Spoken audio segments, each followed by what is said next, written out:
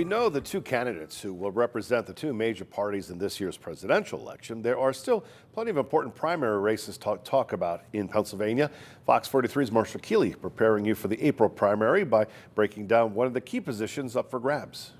The most talked about races in the world of politics are often the presidency, U.S. Senate, and U.S. House of Representatives. But it's the people making decisions at the state and local levels who often have more of a direct impact on your life. The primary race for Pennsylvania Auditor General will have an impact in November and will go a long way to deciding who will check on the state's money. The Auditor General is described as the state's chief fiscal watchdog. What the Auditor General, among other things, is tasked with doing is to come in and to perform periodic audits of agencies and to make sure that there are internal controls in place and, in effect, monitor whether they're spending the people's money in a way that is responsible. When the state collects taxes and decides to spend on a new building or a new program, for instance, it's the Auditor General's job to make sure your tax dollars are ending up where they're intended to. The Auditor General is required to review much of the state's spending and report back to lawmakers and the public on if it was spent properly. 3 candidates are running for Auditor General this year. On the Republican side, incumbent Timothy DeFore is looking to return for another term as Auditor General